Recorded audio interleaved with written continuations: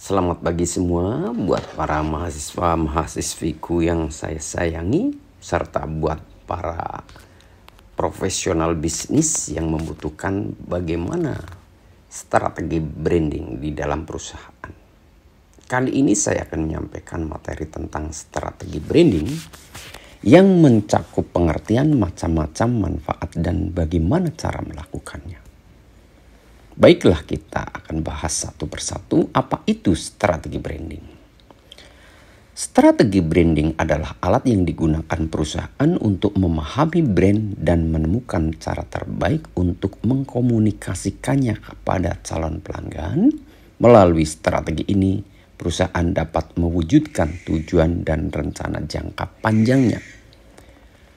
Keberlangsungan satu bisnis juga bergantung pada strategi yang dipilih untuk melakukan branding. Supaya lebih memahami istilah ini, Anda bisa menyimak pengertian strategi branding menurut para ahlinya. Contohnya adalah 1. Pengertian branding strategi menurut Van Riel dan Bruggen adalah sebuah plan tersistemasi dan proses implementasi yang digunakan untuk membangun reputasi. Yang kedua, pengertian branding strategi menurut Scove and Barnes adalah manajemen brand dengan berbagai aktivitas di dalamnya yang mengatur seluruh elemen untuk mencapai tujuan pembentukan merek. Sehingga untuk membuat branding strategi yang kuat, suatu perusahaan harus mengembangkan berbagai elemen yang berkaitan dengan brand. Ada beberapa elemen strategi branding yang penting untuk kita pahami bersama. Kita akan lihat satu strategi branding yang umum untuk kita pahami seperti 1, tujuan branding itu apa. Yang kedua, konsisten saat melakukan branding. Sehingga di sini harus dilakukan secara kontinuitas. Yang ketiga, bangkitkan emosi pelanggan. Jadi strategi branding itu juga harus mampu memberikan emosional kepada calon pelanggan. Kemudian yang keempat adalah fleksibilitas branding. Jadi branding yang bagus itu harus fleksibel terhadap kebutuhan-kebutuhan yang diinginkan oleh calon pembeli atau masyarakat luas. Yang kelima adalah keterlibatan karyawan. Dalam hal ini, karyawan sangat dituntut untuk bisa membantu perusahaan bagaimana terlibat di dalam satu branding. Berarti attitude suatu karyawan sangat dibutuhkan dan loyalitas dari karyawan juga akan berpengaruh terhadap yang keenam, yaitu loyalitas pelanggan. Yang ketujuh adalah competitive awareness. Itu yang tidak kalah penting. Kita mulai dari macam-macam strategi branding. Yang pertama, kita harus pahami 1 product line extension strategi.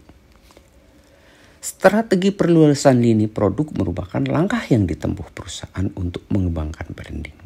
Karena dengan cara menambahkan produk baru, penambahan ini berada dalam lini produk dan brand yang sama, tetapi ada beberapa fitur khusus yang ditambahkan pada produk baru tersebut. Misalnya seperti penambahan variasi rasa, kandungan, desain, kemasan, dan lain-lain. Umumnya strategi ini digunakan oleh perusahaan yang sudah sukses memasarkan produk pertama dan ingin melakukan ekspansi atau pengembangan. Itu tadi yang disebut dengan product line extension strategi.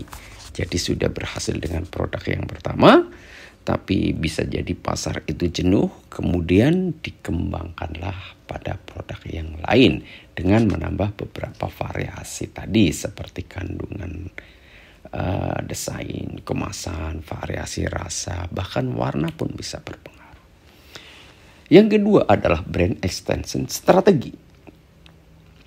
Jenis yang satu ini merupakan strategi branding produk sering dilakukan perusahaan untuk memperluas jangkauan pasar. Nah, tadi yang pertama menambah ekspansi produk, yang sekarang adalah memperluas jangkauan pasar atau yang disebut brand extension strategi. Caranya adalah dengan mengambil kebijakan untuk memakai brand yang sudah sukses untuk memasarkan produk baru tadi. Peluncuran produk baru ini berada pada lini yang berbeda. Tujuannya supaya perusahaan bisa memasarkan produk dengan lebih luas, tutorial yang lebih luas, jangkauan yang lebih panjang. Hal tersebut dikarenakan pelanggan yang telah memiliki tingkat kepercayaan baru suatu branding. Jadi tujuannya adalah memperluas pasar. Yang pertama adalah ekspansi atau pengembangan produk. Strategi ketiga adalah multi-brand strategi. Seperti namanya, multi-brand strategi merupakan strategi branding yang dilakukan perusahaan dengan menggunakan banyak brand untuk menjual produk dalam kategori yang sama. Jadi di sini menggunakan brand-brand yang sudah terjual, yang bagus-bagus, yang sudah diterima masyarakat, yang emosional masyarakat sudah terikat, kemudian kita branding dengan yang lain. Terutama jika perusahaan telah berhasil membuat nama suatu branding menjadi sangat terkenal. Misalnya Honda itu sudah tidak disangsikan lagi. Yamaha itu tinggal tipe-tipenya yang berubah. Dari jenis NMAX, XMAX, Mio dan lain sebagainya. Begitu juga ada CBR, ada jenis macam-macam. Ada Tiger, itu adalah contoh pengembangan. Begitu juga dengan produk makanan, misalnya produknya sama-sama dari Indofood tapi jenis mie-nya yang berbeda-beda. Biasanya strategi ini dipilih karena perusahaan tidak ingin mengganggu eksistensi brand sebelumnya. Jadi yang sudah laku sebelumnya biarin sudah diterima pasar, namun perusahaan mengembangkan produk baru sehingga ada juga pelanggan yang jenuh akan memilih suatu produk expand yang baru. Sehingga ketika perusahaan membuat lini produk yang lebih luas, tingkat keberhasilan dan angka penjualannya akan naik. Karena apa? Perluasan pasar ini bukan hanya luas wilayahnya saja, tapi luas jenis produknya. Tujuannya adalah mengantisipasi jika pelanggan sudah jenuh dengan produk yang pertama, sudah disiapkan pada produk yang kedua atau yang ketiga dan lain sebagainya. Yang keempat adalah SEO branding strategi. Berbeda dengan jenis yang lain yang hanya berfokus pada suatu perusahaan, SEO branding strategi memungkinkan adanya kerjasama, yaitu bekerja sama dengan suatu perusahaan lain untuk mengembangkan pasarnya. Bentuk kerjasama ini terjadi antara perusahaan dengan menggabungkan dua branding untuk memasarkan satu produk. Jadi tidak diproduk oleh satu perusahaan, tapi suatu corporate perusahaan satu dengan yang lainnya bergabung untuk mendapatkan satu brand baru. Strategi branding ini digunakan dengan tujuan untuk mendapatkan kekuatan dari brand yang sudah terkenal. Biasanya brand yang dipilih berasal dari perusahaan besar sehingga kita digabungkan brand akan semakin kuat dan mampu bertahan dalam pasar. Ini banyak sekali dilakukan. Misalnya Daihatsu, ya, dan Toyota dan lain sebagainya, sama-sama produk mobil, strateginya ingin sama-sama laku sehingga terjadi bekerja sama. Itu sangat mungkin dan begitu juga produk-produk yang lain yang ada di masyarakat. Apa manfaat dari strategi branding? Akan kita jelaskan, branding menjadi faktor yang penting untuk menjamin penjualan produk. Ketika menggunakan strategi yang tepat, brand akan menjadi kuat dan mampu bersaing. Selain itu, strategi ini juga memiliki berbagai manfaat dalam dunia bisnis. Contohnya apa di dalam dunia bisnis itu yang mendapatkan manfaat? 1. Menjadi pembeda dengan brand dari kompetitor. Jadi punya keciri khasan atau keunikan.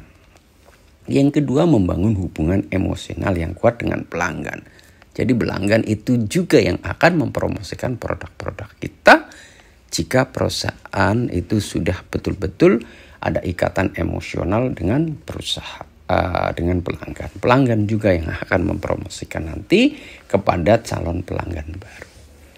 Yang ketiga adalah membangun brand equity yang membuat pelanggan jadi ingin membeli produk. Jadi ingin penasaran, pelanggan akan dibuat penasaran dan ingin membeli produk-produk yang lain. Yang keempat, menjelaskan identitas, tujuan, visi, misi, dan nilai dari suatu brand. Jadi ada penjelasan seperti di iklan di TV, di baleho, dan lain sebagainya. Di sana ada, selain bermanfaat dari yang Anda nikmati itu, Anda seolah-olah diberi manfaat. Misalnya sekian persen dari keuntungan akan diberikan kepada sekian persen dari ini akan disumbangkan kepada, dan lain sebagainya. Itu juga menjelaskan dari suatu misi dan visi, sehingga pelanggan merasa ikut andil di dalam menyumbang tadi dari keuntungan tersebut. Yang kelima, memberikan pemahaman kepada karyawan supaya bisa beradaptasi dengan perubahan pasar. Di sini karyawan dituntut apa? Bahwa keberhasilan perusahaan adalah keberhasilan karyawan. Jika karyawan loyalitasnya rendah, attitude-nya kurang baik dan lain sebagainya, akan sangat berpengaruh terhadap pemasaran, yang pada akhirnya pemasaran kurang berhasil.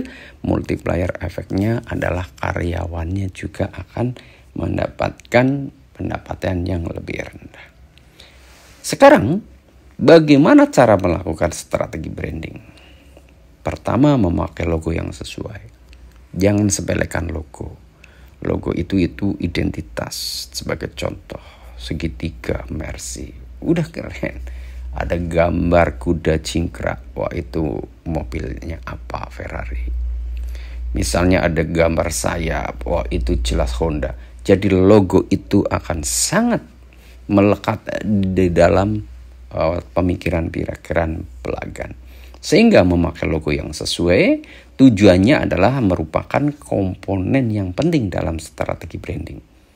Jadi logo merupakan komponen yang penting dalam strategi branding. Dengan logo yang menarik, calon pelanggan akan mudah mengingat suatu brand. Anda bisa menggunakan desain yang kreatif dan mengikuti tren supaya hasilnya bagus. Jisabsu. Wah, itu gambarnya khas dengan warna kuningnya. Marlboro. Itu contohnya dengan gambar koboi-nya. Itu jadi kekhasan itulah. Sama tulisan dan bentuk warna akan menjadi brand pemikiran di dalam pembeli atau pelanggannya. Kemudian, 2, lengkapi dengan pesan brand. Pesan brand atau tagline menjadi komponen pendukung yang dapat menarik perhatian calon pelanggan. Buatlah tagline dengan kalimat yang singkat, berkesan dan mudah dipahami supaya audien bisa menangkap maksud dari pesan tersebut. Contohnya yang sekarang sudah terkenal sekali, Anda juga paham contoh tagline ini. Mengatasi masalah tanpa masalah. Itu contoh dari kalimat yang singkat, kesan. Dengan kalimat itu orang sudah tahu ini siapa yang membuat pesan-pesan kalimat tersebut. Pembuatan tagline dianggap sebagai strategi yang paling efektif. Ya, itu dianggap efektif. Anda dapat membuktikannya dengan melihat keberhasilan, misalnya brand teh botol Sosro. Apapun makanannya, minumnya teh botol Sosro. Itu adalah kalimat singkat, melekat. Itu adalah contoh dari tagline yang berhasil. Brand ini memiliki tagline yang sangat terkenal, yaitu apapun makanannya, minumannya teh botol Sosro. Itu salah satu yang membesarkan namanya. Berikutnya adalah mengintegrasikannya dengan kegiatan dalam bisnis. Cara ketiga ini sering dilewatkan oleh perusahaan adalah mengintegrasikan brand dalam setiap kegiatan. Anda bisa meletakkan logo dan iklan di media sosial atau kegiatan bisnis lainnya sehingga brand akan lebih dikenal masyarakat. Caranya adalah bagaimana? Anda buat dulu logo yang menurut Anda yakin, hoki, indah, dan carilah informasi ke teman untuk menilai logo ini sudah komersial belum, logo ini sudah membawa nilai belum, logo ini sudah dianggap bagus apa belum, mudah diingat atau tidak. Itu pastikan logo tidak sembarangan, tapi harus mempunyai makna dan mengartikan visi dan misi dari perusahaan. Kemudian yang keempat, membuat pesan yang menarik sesuai dengan jenis brandnya. Saat melakukan branding, Anda membutuhkan gaya, bahasa, dan komunikasi yang menarik. Misalnya jika Anda menjual produk maskulin seperti susu almond yang mengandung tagline "It Works" untuk menggambarkan lelaki yang maskulin. Nah, dari bahasa-bahasa komunikasi itulah Anda selain menggunakan kalimat juga menggunakan foto, gambar, video, dan lain sebagainya. Itu adalah membuat suatu kesan. Gambarnya adalah lelaki dengan tubuh yang atletis, maskulin, tulis produk almond. Nah, itu sebagai contoh branding.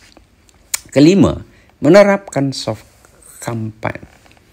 Soft campaign merupakan bentuk kampanye mempromosikan brand. Biasanya strategi ini dilakukan secara online maupun offline. Namun supaya lebih efektif dan hemat biaya, Anda bisa melakukan dengan kampanye di media sosial. Apalagi sekarang dengan maraknya media sosial, Anda bisa membuka di beberapa akun sosmed seperti YouTube, Facebook, Instagram, TikTok, dan lain sebagainya. Itu Twitter juga bisa, termasuk adalah menerapkan soft kampanye. Kampanye halus dengan biaya yang rendah, dicitrakan setiap hari, dan dimunculkan. Kalau zaman dulu hanya di media TV yang membayar iklan cukup mahal, Anda sekarang sudah bisa melakukan di beberapa media sosial yang lebih efektif dan murah. Berikutnya yang keenam adalah melakukan strategi branding dengan konsisten. Kunci keberhasilan branding adalah konsisten. Anda bisa membentuk tim khusus untuk menjalankan seluruh strategi branding dengan cara yang konsisten. Jika menggunakan media sosial, maka unggah konten secara terjadwal untuk memastikan promosi. Jadi tidak hanya sekali tampil, tapi harus rutin. Tujuannya adalah mencitrakan suatu produk sehingga bisa diterima oleh pelanggan dan calon pelanggan baru. Dan calon pelanggan baru itu juga akan menjadi pelanggan yang setia. Pelanggan yang setia juga bisa menyampaikan kepada calon pelanggan baru. Itu adalah suatu branding system yang harus kita terapkan di dalam membranding suatu produk di dalam suatu perusahaan. Ada beberapa personal branding. Personal branding tidak hanya digunakan oleh pemilik bisnis, melainkan individu yang mungkin membutuhkannya untuk rekrutmen lowongan kerja. Jadi di sini personal branding juga sudah menyangkut seorang personalize. Pengertian personal branding merupakan persepsi seorang yang bisa dibentuk dalam diri. Kemudian segala hal yang bisa ditawarkan secara profesional di masa depan. Cara menunjukkan brand personal kini bisa menggunakan berbagai media seperti medsos, media sosial, aplikasi lowongan kerja, portofolio, dan lain sebagainya. Jadi pada saat rekrutmen, misalnya Anda membutuhkan dengan persyaratan usia sekian, berat badan, tinggi badan, berat badan seperti ini, berattitude baik, bisa bekerja teamwork dan lain sebagainya. Itu adalah upaya di dalam bahwa karyawan Anda adalah secara personalis sudah teruji dulu. Nah, untuk personal branding nanti ada materi tersendiri tentang personal branding, khusus membahas satu personal branding. Baik, brand personal dalam bisnis bisa diartikan sebagai produk atau layanan yang memiliki ciri khas tersendiri, bukan hasil plagiat atau meniru karya perusahaan lainnya. Jadi betul-betul ori buatan sendiri, karya sendiri yang unik, tidak sama dengan produk-produk lain. Dalam membentuk brand personal, setidaknya ada 4 hal penting yang perlu diperhatikan. Salah satunya adalah menarik bagi orang sekitar. Jadi seorang personal brand itu menarik dulu, tidak membosankan. Biasanya orangnya humble dan lain sebagainya, bisa diterima masyarakat dan berperilaku seperti bintang-bintang sinetron dan lain sebagainya. Itu adalah personalize. Kemudian yang kedua, otentik atau asli, tidak plagiat, tidak niru-niru. Tidak harus niru yang bagus, yang populer, tidak, tapi yang unik. Bahkan yang lucu-lucu pun banyak dibutuhkan di sini. Kemudian konsisten, jadi karakternya itu konsisten, tidak berubah-ubah. Berbeda dengan multi talent, nanti beda lagi, itu personalize, nanti akan dijelaskan di personal branding. Kemudian dikenali banyak orang dari publis, jadi masyarakat yang dikenal personal yang dikenal masyarakat itu juga salah satu yang ori seperti itu. Sama halnya membuat persona pada media sosial, Anda bisa menonjolkan karakteristik dibanding kreator yang lainnya. Jadi keunikan Anda apa dibandingkan yang lain, itu juga termasuk personal branding. Bagaimana manfaat bentuk dan personal branding tadi? Sebagai sumber pendapatan, itu manfaatnya. Manfaat utama membangun brand personal yaitu sebagai sumber pendapatan perusahaan. Ketika suatu perusahaan sudah berhasil membangun branding produk, tentunya produk akan lebih banyak dikenal oleh orang lain yang sebelumnya tidak pernah diketahuinya. Itu adalah manfaat dari personal branding. Perusahaan akan dikenal, misalnya apapun produknya itu adalah miliknya Indofood, misalnya seperti itu. Apapun produknya dari Honda, walaupun berbagai macam tipe. Toyota, pokoknya fanatis terhadap Toyota, padahal produk Toyota banyak sekali variannya. Itu contoh-contoh yang akan terbentuk seperti itu. Yang kedua manfaatnya mengembangkan karakteristik produk. Dalam hal ini membangun merek pribadi bukanlah hal yang mudah dilakukan. Apalagi bagi perusahaan yang sudah memiliki banyak kompetitor. Namun ketika pebisnis berhasil membentuk brand personal, maka kualitas produk bisa dikembangkan dengan cara yang lebih efektif dan efisien. Kalau Anda lihat ini seperti iklan. Siapa yang menggunakan produk sabun Lux? Oh, kalau zaman dulu Marini di Paris menggunakan produk Lux, begitu ngetopnya pada tahun 80-an. Nah, itu sebagai contoh. Jadi seseorang bisa membranding suatu produk di satu perusahaan. Begitu juga sekarang banyak sekali yang produk-produk yang kita lihat, siapa bintang-bintang film itu yang menggunakan produk tertentu. Artinya apa? Suatu seseorang bisa untuk diiklankan menggunakan produknya dari perusahaan tersebut sehingga masyarakat terobsesi untuk bisa meniru, siapa tahu kan gitu. Apalagi produk-produk kecantikan itu banyak sekali yang dilakukan seperti itu. Kemudian kualitasnya unik yang dimiliki produk bisa menjadi keunggulan tersendiri. Jadi berbeda dengan yang lain. Harus unik sehingga terlihat menarik di mata para konsumen. Sebelum mengembangkan produk, Anda harus memahami terlebih dahulu keunggulan dibandingkan dengan produk dari kompetitor yang ada di pasaran. Jadi Anda harus tahu dulu, mereview produk-produk kompetitor Anda apa. Misalnya Anda memasarkan produk Yamaha. Anda harus tahu kelebihan dan kekurangan produk Honda misalnya. Begitu juga Suzuki, Kawasaki juga sama. Jadi ada perbedaan yang unik yang Anda akan tawarkan sebagai tingkat kelebihan. Walaupun Anda tidak pernah menjelaskan kekurangan produk Anda, tapi tidak menjelekkan produk orang lain. Itu adalah strategi yang paling bijak seperti itu. Anda menawarkan produk Anda aja dengan segala kelebihannya tanpa harus menjatuhkan produk lawannya. Sehingga masyarakat sendiri yang akan menilai nanti. Berikutnya adalah mengembangkan kepercayaan konsumen.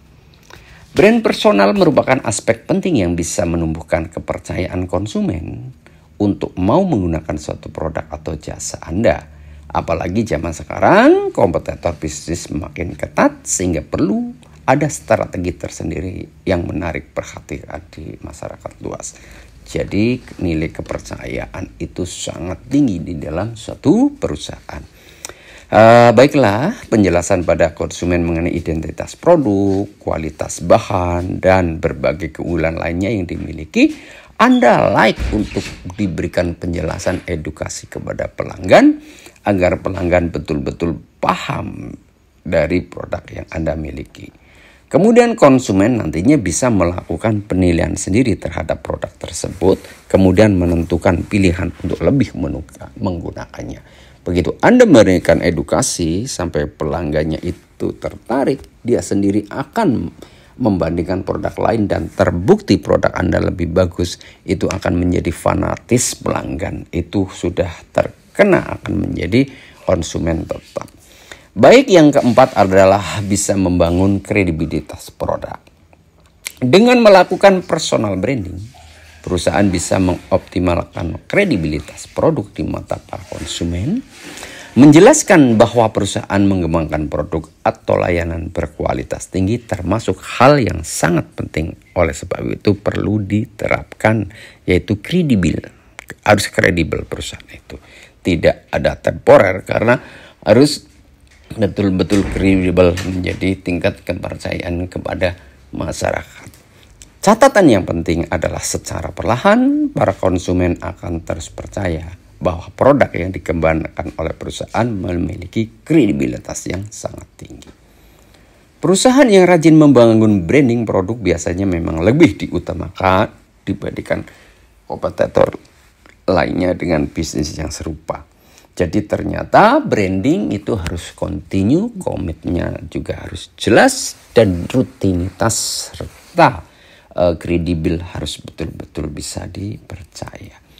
Bagaimana cara membangun branding secara personalize? Jadi tetapkan citra yang ingin dikenalkan kepada masyarakat. Itu yang nomor satu.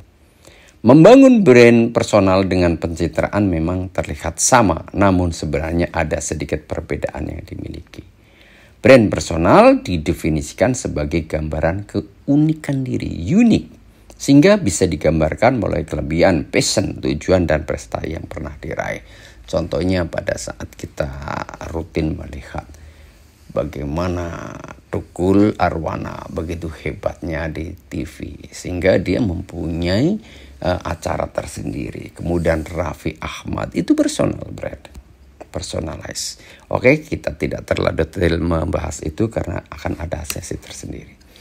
Kemudian yang kedua, kenali keunikan produk. Untuk lebih mudah mengenali citra yang ingin ditampilkan, Anda perlu mengenali lebih dalam keunikan diri sendiri.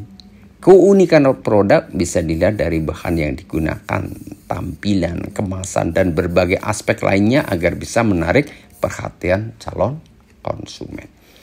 Kemudian yang ketiga adalah memperluas networking. Jaringannya diperluas. Cara membangun brand personal dalam bisnis dengan memperluas networking.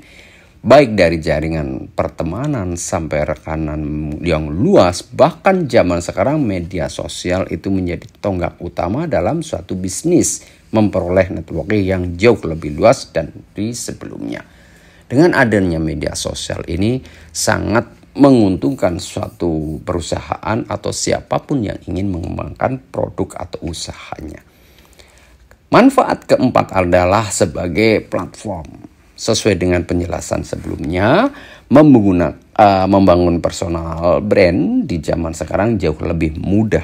Kehadiran teknologi bisa menjadi senjata powerful yang bisa digunakan secara optimal seperti Instagram, Facebook, website resmi, Twitter, TikTok, YouTube, dan masih banyak lagi tentang media sosial yang ada saat ini dengan zaman perubahan. Bahkan sekarang sudah ada sistem artificial intelligence yang bisa dikembangkan untuk bisa menganalisis suatu sistem. Demikian yang bisa saya sampaikan pada materi branding pagi hari ini. Semoga bermanfaat. Terima kasih. Kalau Anda berkenan dan suka dengan ini, jangan lupa subscribe agar Anda bisa selalu mendapatkan informasi juga tentang yang berikutnya. Nyalakan lonceng. Terima kasih. Like, comment. Wassalamualaikum warahmatullahi wabarakatuh.